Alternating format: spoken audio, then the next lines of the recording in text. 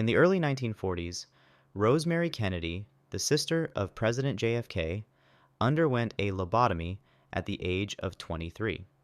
Rosemary had experienced developmental delays and behavioral issues, and her father sought a solution to control her mood swings and perceived outbursts. The procedure, performed by Dr. Walter Freeman and his colleague Dr. James Watts, resulted in catastrophic consequences. Rosemary emerged from the surgery with severe cognitive impairments, unable to speak intelligibly or care for herself.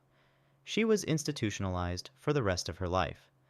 The Kennedy family's experience with lobotomy is often cited as a powerful example of the procedure's devastating impact, setting the stage for understanding why lobotomies are no longer conducted today.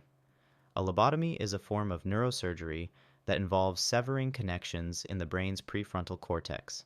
It was once a widespread treatment for various mental illnesses.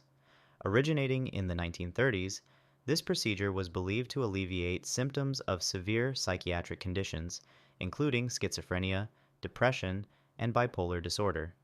Portuguese neurologist Agus Muniz is often credited with pioneering the technique, for which he received the Nobel Prize in Medicine in 1949. The procedure was initially seen as a revolutionary approach to treating mental illness. Before the advent of antipsychotic medications, the options for managing severe psychiatric conditions were extremely limited. Many patients faced lifelong confinement in asylums, often under deplorable conditions.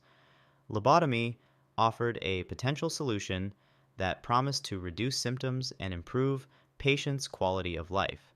It involved inserting a surgical instrument through the skull and manipulating or severing parts of the brain's prefrontal cortex. The rationale was that disrupting these neural connections would alleviate the distressing symptoms associated with mental illness. However, the enthusiasm for lobotomy began to wane as the negative consequences of the procedure became increasingly apparent. While some patients did experience a reduction in symptoms, this came at a significant cost. Many individuals who underwent lobotomy suffered from severe side effects, including personality changes, cognitive impairment, and a loss of emotional depth. The procedure often left patients in a vegetative state, unable to function independently or engage meaningfully with their surroundings.